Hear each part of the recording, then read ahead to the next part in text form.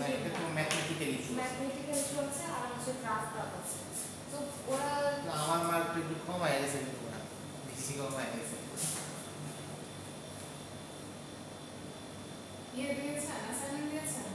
Assignment আমি করছিলাম, আনবো আজকে মনে নেই আসার সময়। অ্যাসাইনমেন্ট জমা দেবো নেক্সট উইক।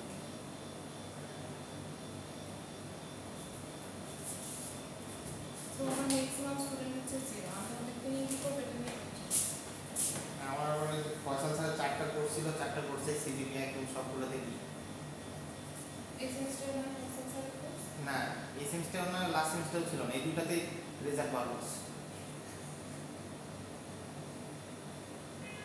এটা শুধু তো আমি একা দেখাই নাই, ম্যাক্সিমাম যারা স্যারের পরিচিত ছাড়া যাদেরকে চিনে না সব দিই। যারা ক্লাসে আসছে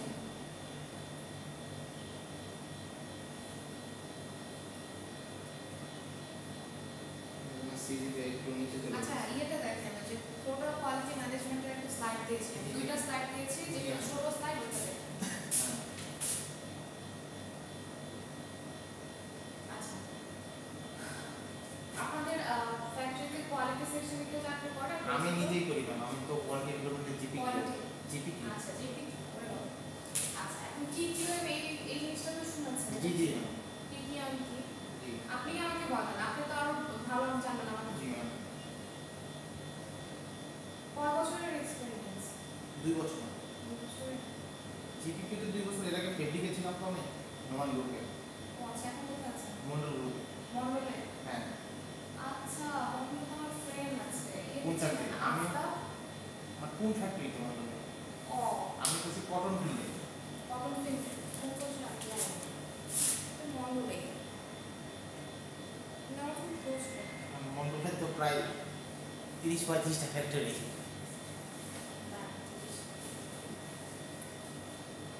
কটন ফিল্ডে বলে যদি মার্চেন্ডাইজিং আছে? না না ও মার্চেন্ডাইজিং না, ও হচ্ছে ইয়েতে মেম্বার আছে, অ্যাসিস্ট্যান্ট ম্যানেজার মন্ডলে। মানে কিসে আছে? ওয়াশিং?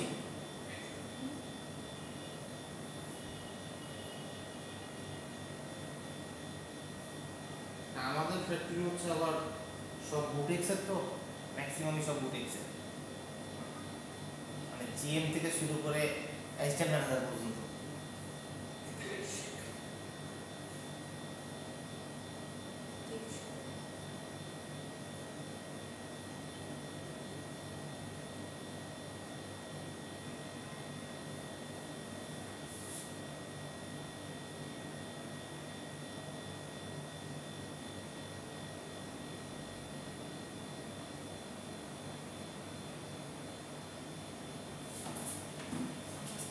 আপনি কি মানে ফেব্রিকের জিপি কি? না না না, কটন ফিল্ড তো garments RMG. Garments RMG GP. আচ্ছা এখন আমাকে বলেন যে টোটাল কোয়ালিটি ম্যানেজমেন্ট এটা আমরা কি শুনেছেন? জি ম্যাম। এটা বেসিক্যালি কি, মানে আপনারা কোয়ালিটি নিয়ে কি কি কাজ করেন সেটা বলেন। এখন কোয়ালিটি নিয়ে বলতে আমরা ধরেন আমাদের যে কোয়ালিটি প্রোডাকশন ব্যাচ, বিএচইউ কমানো, লাইনের কিউএমএস সিস্টেম।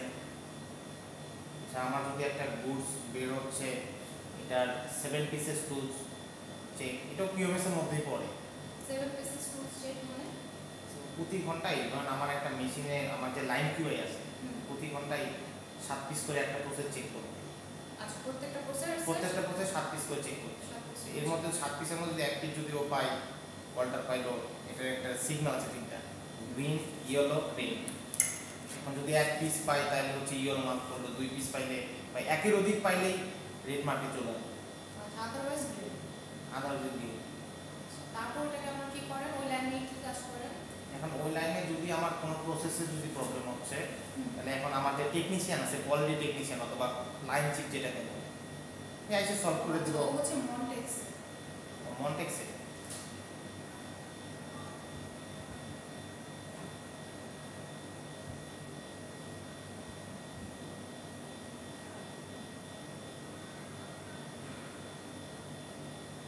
মন্টেক্স হচ্ছে মন্ডল গ্রুপের মাদার ফ্যাক্টরি।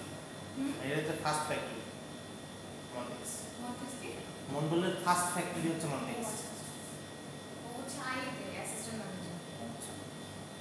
আচ্ছা এখন হচ্ছে আপনারা দেখেন একটা ইন্টারেস্টিং জিনিস হচ্ছে আপনারা যে কাজগুলো করেন ওটা কিন্তু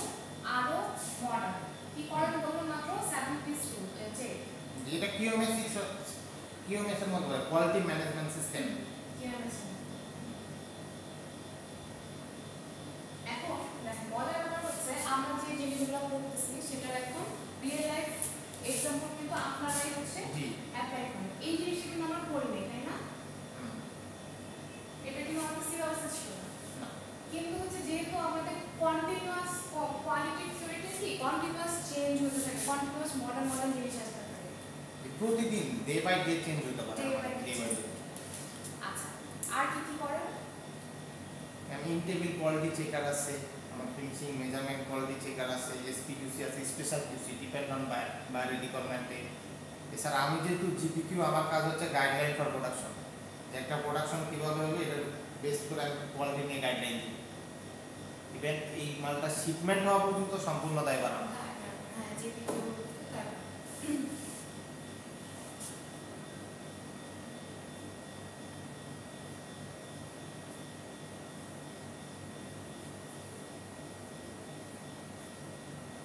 আপনাদের ওখানে কি হয়েছে মার্কেটিং এর যে হচ্ছে হ্যাঁ, শেখর স্যার, উনি হচ্ছে আপনাদের বুটেক্সের বুদ্ধি না 32 ব্যাচ। ইভেন ওনার ফ্রেন্ড হচ্ছে আমার রিপোর্টিং বস চন্দন কুমার, উনিও 32 ব্যাচে। ইডি হলো আমিনুল স্যার।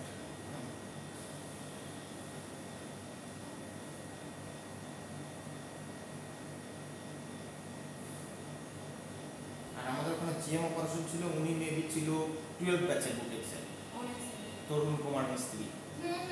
উনি এখন চৈতি গ্রুপের ডিরেক্টর হিসেবে গেছে।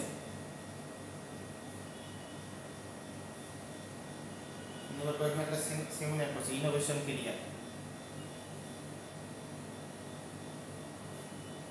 আচ্ছা, এখন টিকিউএম জানতে যেহেতু জানেন, সেটা হচ্ছে জাস্ট টোটাল কোয়ালিটি ম্যানেজমেন্ট হচ্ছে একটা অর্গানাইজেশন ওয়াইড হচ্ছে কোয়ালিটি অ্যাচিভ করার যে অ্যাপ্রোচটা, একটা ওয়াইড কনসেপ্ট। হ্যাঁ, এটা হচ্ছে একটা ওয়াইড কনসেপ্ট। আমরা হচ্ছে টিকিউএম এর 7টা টুলস দেখব আজকে ক্লাসে বেসিক্যালি। তার আগে হচ্ছে হলো একটু টিকিউএম এর অ্যাপ্রোচটা দেখেন, যে টিকিউএম যে থিওরিটা, ওটার অ্যাপ্রোচ কি। এটা হচ্ছে বেসিক্যালি আমাদের বের করতে হবে কাস্টমারের রিকোয়ারমেন্ট। যেমন আপনি মাত্রই বললেন টিকিউএম কিন্তু আপনাদের ফ্যাক্টরিতে অলরেডি এস্টাবলিশড, মাত্রই বললেন যে কাস্টমার স্পেসিফিক একটা কোয়ালিটি টিম থাকে, তাই না? সো হচ্ছে দেন তো ফার্স্টের টার্মটা কিন্তু মিলে গেল, যে find out what customer want, design the product according to customer needs, এটাও আপনাদের হয়। দেন হচ্ছে design a production process that facilitates doing the job right the first. আচ্ছা, কোয়ালিটির একটা মেইন ব্যাপার হচ্ছে প্রথম অ্যাপ্রোচে আপনার রাইট করতে হবে,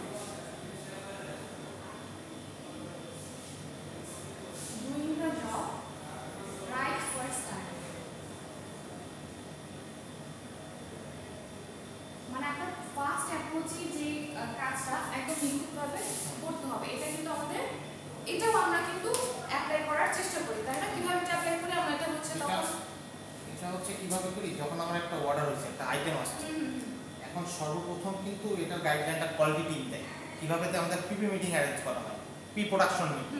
এটা কিন্তু গাইডলাইন দেয় কোয়ালিটি টিম, যেটা আমার এই ডিজাইন, এই স্টাইল, এই প্রসেস আছে, এই অপারেশন আছে, এগুলো ক্রিটিক্যাল, এগুলো বেসিক, যে আইটেম বেস নাকি প্ল্যানিং দেয় না, এটা কোয়ালিটি টিম দেয়। প্ল্যানিং যে আমার এই হচ্ছে এগুলো যে প্ল্যান উনি হচ্ছে লাইন প্ল্যান করবে, ইভেন উনি হচ্ছে আমার, উনি লাইন প্ল্যান করবে, দিবেন উনি আইটিমের কাছে হচ্ছে স্কিল অপারেটর, নন স্কিল অপারেটর, অপারেটরের জন্য উনি একটা কোটেশন দাঁড় করা হয়েছে, আমার এই আইটেমের জন্য এই স্কিল অপারেটর লাগবে, এই প্রসেসের জন্য এই জিনিস লাগবে, তখন আইটিম এটা দেখবে। আর কোয়ালিটির কাজ হচ্ছিল ম্যাম, যে আমার একটা গুডস বা একটা স্টাইল শুরু হওয়ার আগে যে কি কি প্রসেসে মানে আপনার রিস্ক আছে, এগুলো সব জানাই।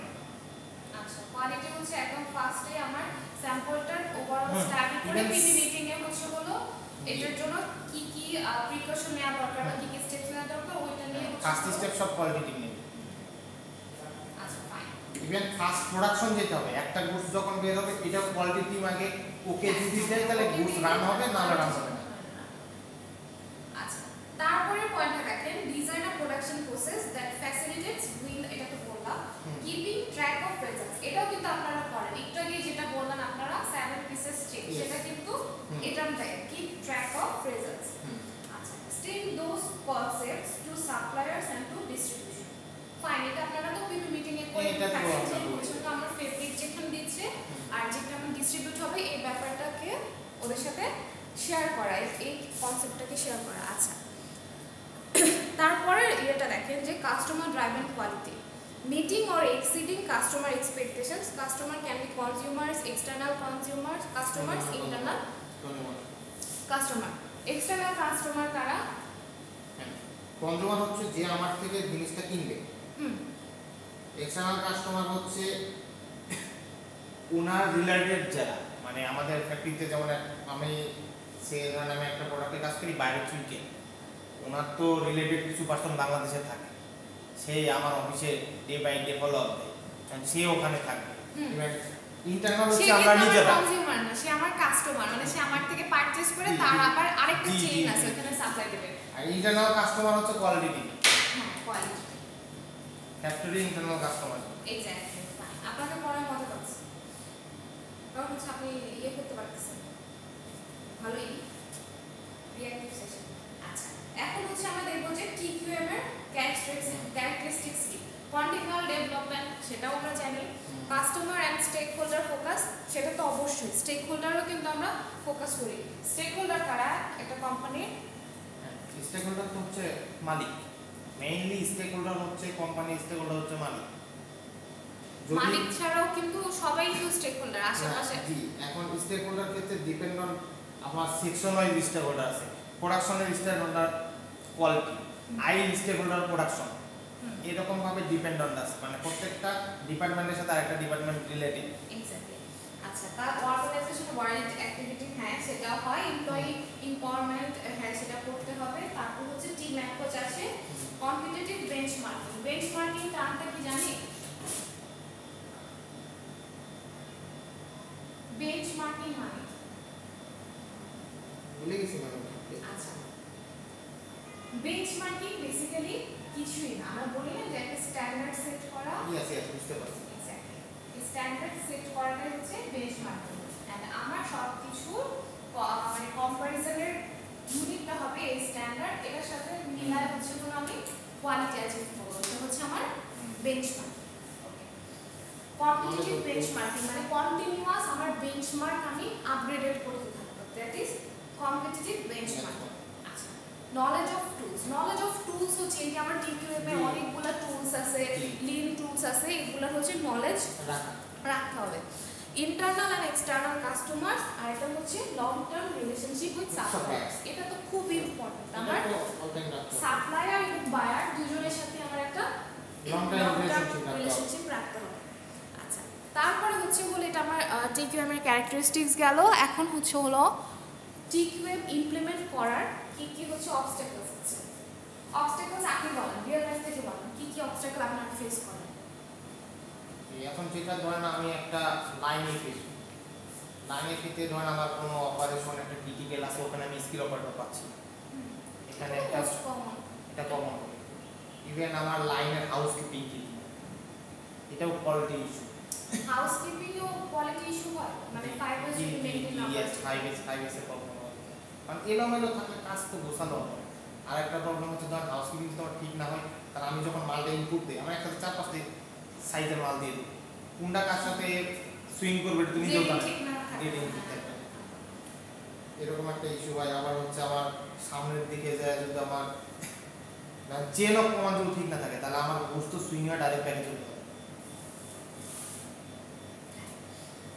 তারপর হচ্ছে lack of formalized strategic plan for change এটা হচ্ছে কি এটা হচ্ছে স্ট্র্যাটেজিক আমি যে কোয়ালিটি ডেভেলপ করতে চাচ্ছি কোয়ালিটি ডেভেলপ তো আর এরকম না যে আমার একটা শিপমেন্ট গেল একটা শিপমেন্টের কোয়ালিটি আমি ডেভেলপ করব কোয়ালিটি যখন আমি ডেভেলপমেন্টের কথা চিন্তা করব তখন আমার ওভারঅল আমার পুরো ফ্যাক্টরির কোয়ালিটি ডেভেলপমেন্টের কথা চিন্তা করতে হবে সো যখন আমি এই জিনিসটা চিন্তা করব তখন আমার একটা স্পেসিফিক স্ট্র্যাটেজিক প্ল্যান থাকতে হবে মানে ওভারঅল আমার যেটা আমরাকে বলি এসওপি স্ট্যান্ডার্ড অপারেটিং প্রসিডিউর না এটা অ্যাকচুয়ালি এসওপি না এসওপি তো আমার একটা হচ্ছে হলো আপনার প্রত্যেকটা অপারেশনের জন্য তো একটা করে এসওপি আছে ডিপেন্ড অন অপারেশন না, প্রত্যেকটা সেকশনের জন্য আমরা একটা একটা এসওপি করে রাখছি, SOP প্রত্যেকটা ম্যানের জন্য আমরা এসওপি এসওপি সেট করে দেয়। ইয়েস। কিন্তু স্ট্র্যাটেজিক প্ল্যানটা হচ্ছে কি স্ট্র্যাটেজিক প্ল্যানের আউটপুট হচ্ছে এসওপি। বুঝতে পেরেছেন আমি? বুঝতে পারছি। স্ট্র্যাটেজিক আসেন আমি একটু আমাদের নোট করছি কিন্তু বক্সে কেউ নাই, কিন্তু বক্সে কেউ নাই। ও আচ্ছা আপনার ফোন দিছিলাম না না আমি তো ক্লাসে চলে আসছি 10:30টাতে আগে আমি আরো ম্যামের ক্লাস করতেছি রিশিতামনি ম্যাম, ওই ইভেন্ট ম্যানেজমেন্টগুলো মানে অ্যাপারেল মার্চেন্ডাইজিং ক্লাসটা নিচ্ছে তো, তো ভাবলাম এখানে কেউ না এটা করি। কেন অ্যাপারেল মার্চেন্ডাইজিং আমাদের আপনাদের হচ্ছে আছে জি আমাদের জি, লাস্ট আওয়ার আছে 4:30 থেকে 4:30 সেজন্য আপনারা কেউ আগে করেন এটা।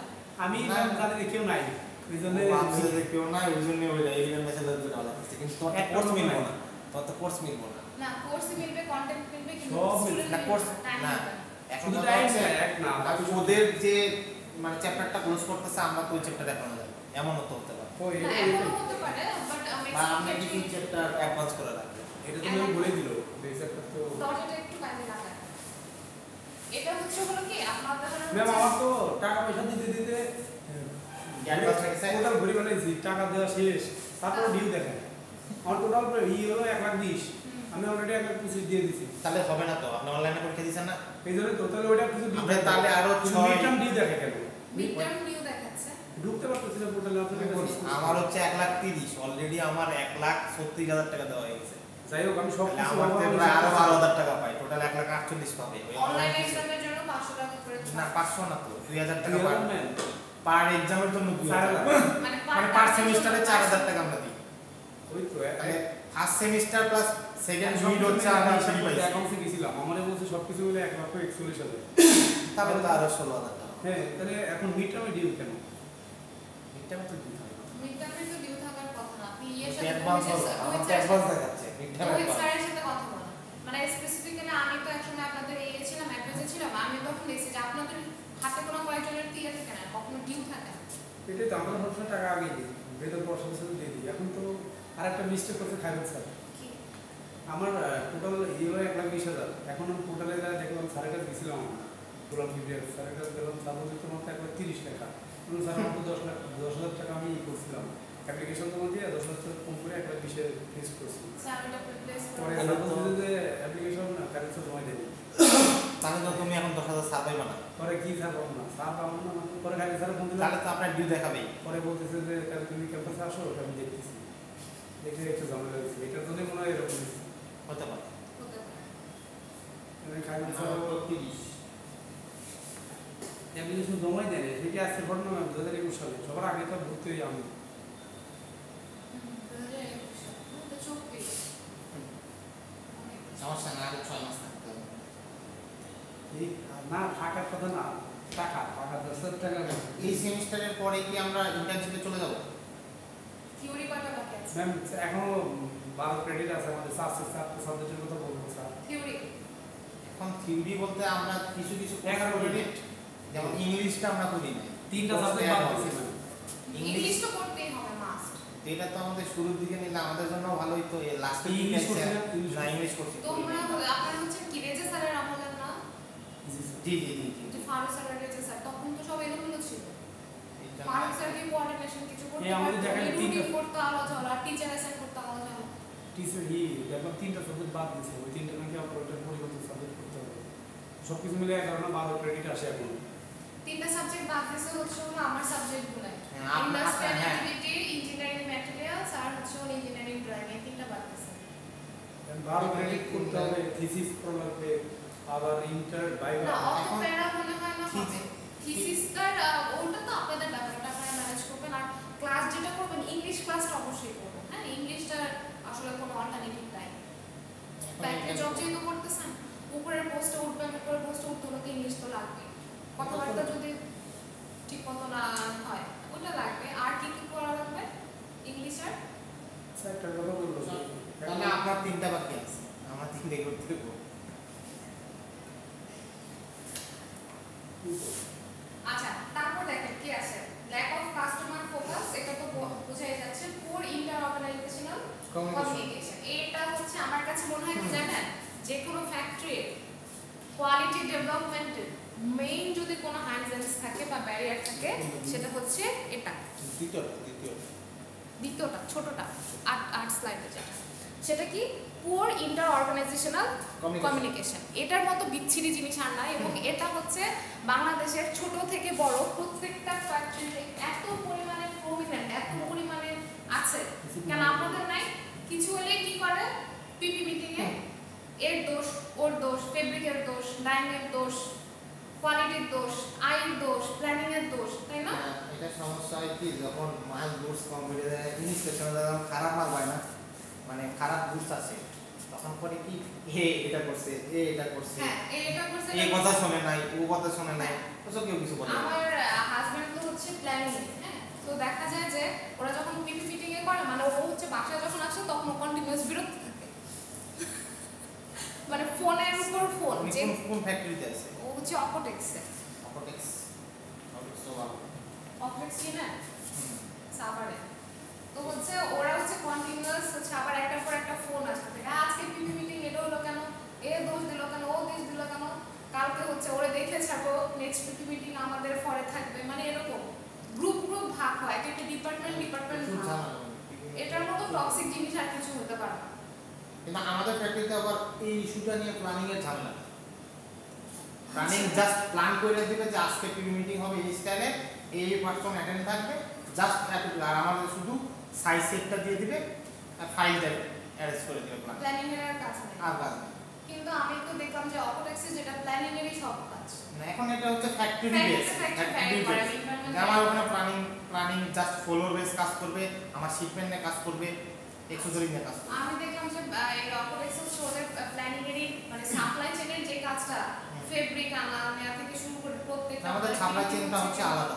হ্যাঁ, এই জন্যই হচ্ছে আপনাদের আর এখানে হচ্ছে সাপ্লাই চেইনটা আলাদা না, সাপ্লাই চেইন কোডে আলাদা ডিপার্টমেন্ট আছে। তো ওদের পুরো প্রেসারটা একবার, আর ওদের মানে মাথায় প্রতি মঙ্গলবার আমি জানি যে হচ্ছে পিপি মিটিং আছে, তো এই মঙ্গলবার হচ্ছে ওদের একটা টেন্ডেন্সি থাকে যে লাস্ট ইয়েতে এ দিছে, আজকে এটা দেখতে হবে, এ করতে হবে।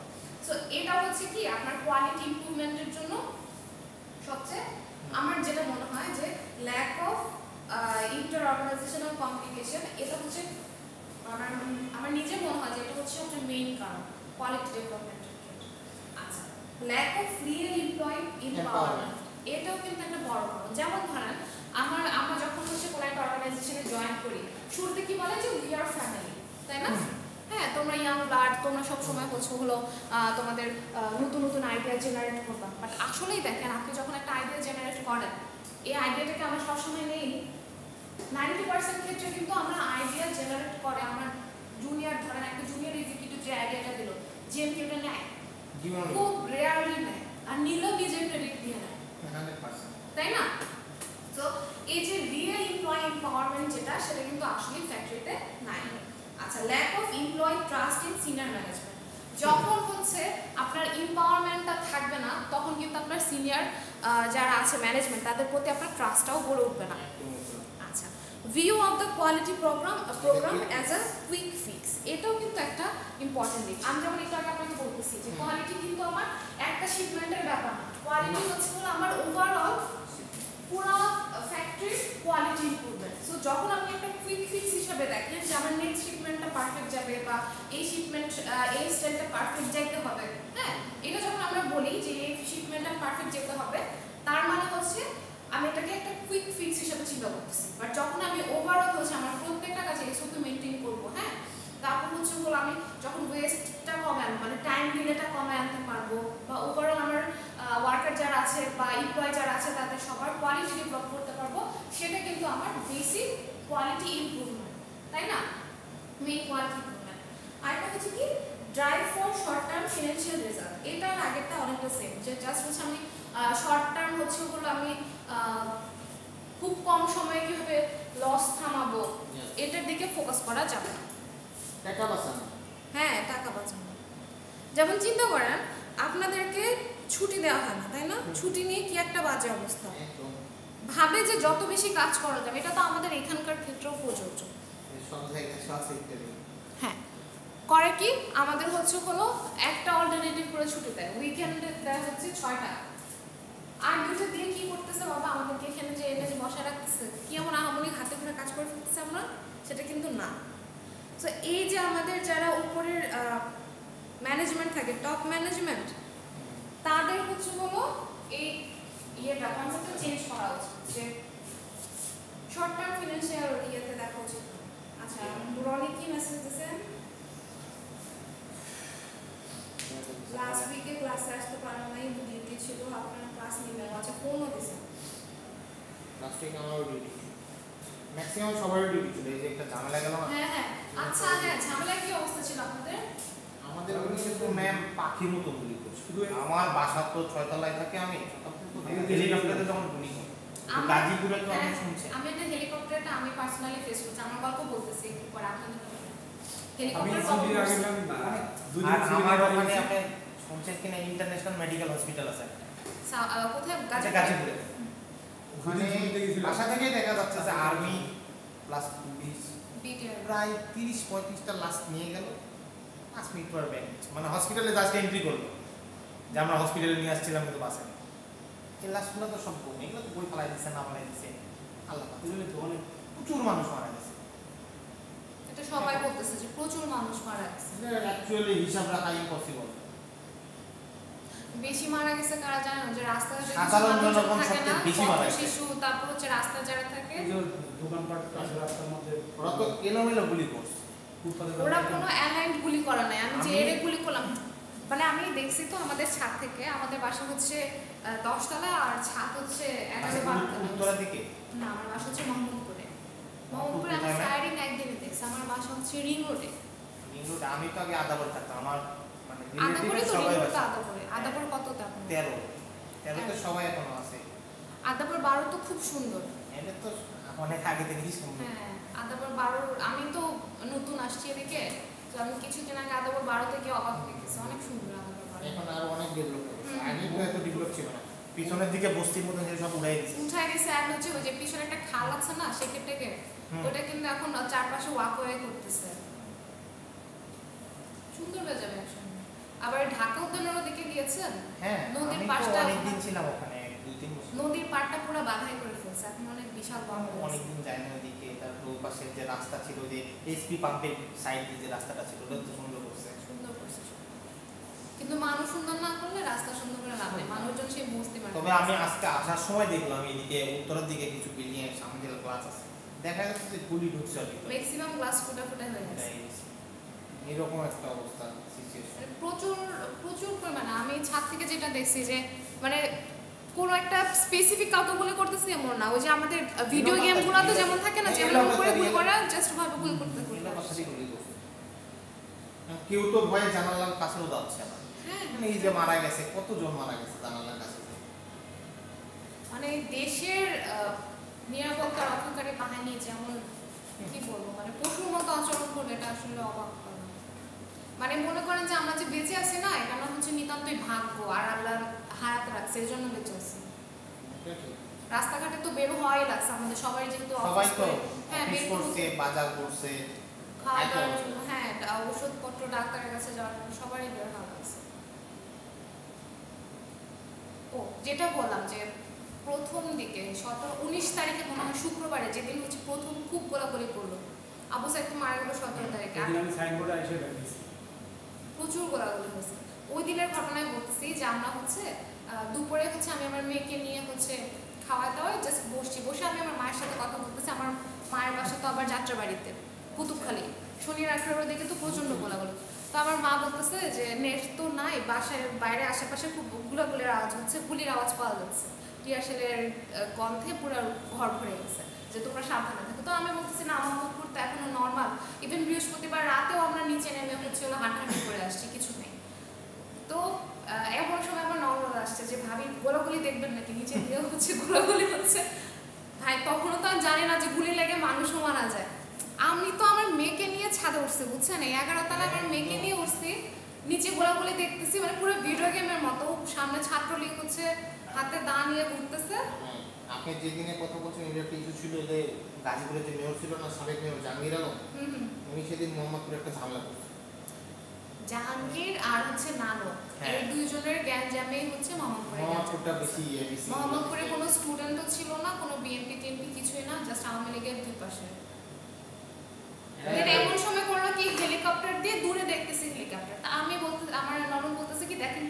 থেকে কি জানি ফেলে জল জল করতেছে। আমি বললাম যে না ওটা মনে হয় সিকিউরিটি ইস্যুতে সংসদ ভবনের আশেপাশে হেলিকপ্টার।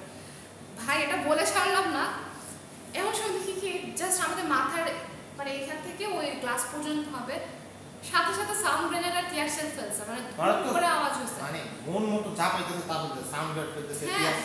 টিয়ার সেল তো নাই ওদের কাছে, বুঝছেন, টিয়ার সেল আমি ছিল। আমার বাচ্চাকে নিয়ে কোলে নিয়ে দাঁড়াইছিলাম ছাদে, ছাদ ভর্তি মানুষ, মানে প্রায় পুরো ফ্ল্যাট বিল্ডিং এ সব মানুষ উঠে গেছে, এমন জায়গায় হচ্ছে ওরা সাউন্ড গ্রেনেড পারছে। আমার বাচ্চা তো ভয়ে, মানে আমি নিজেও ভীষণ ভয় পেয়েছি, ভয় পাওয়াটা স্বাভাবিক, স্বাভাবিক না? কত মানুষ মারা গেছে, তাও চিন্তা করেন যে আল্লাহ হায়াত রাখছে, ওরা সাউন্ড গ্রেনেড পারছে, যদি গুলি করে দিত উপর থেকে কি করতে পারতো? উনি তো করছি। হ্যাঁ গুলি তো করছে। আমাকে ওই যে লাস্ট ক্লাসে আপনাদের শোভন বললো যে ওদের ওইখানে নাকি ইয়ে থেকে হেলিকপ্টার নামায় এনে গুলি করছে, অনেকটুকু নিচে নামা, মানে একটা ভয়ঙ্কর ইয়ে গেল। তার মাঝখানে হচ্ছে পরের সপ্তাহে আমার মা আবার অসুস্থ হয়ে গেল, মাকে নিয়ে হাসপাতালে ছিলাম, তাও আবার শাহবাগে, আমরা বার্ডেনে ছিলাম, মানে একদম সেন্টারেই থাকতে হচ্ছে একটা মজার এক্সপেরিয়েন্স। আচ্ছা আজকে ক্লাসে এতটুকুই থাকলো, নেক্সট ক্লাসে আবার দেখা যাবে।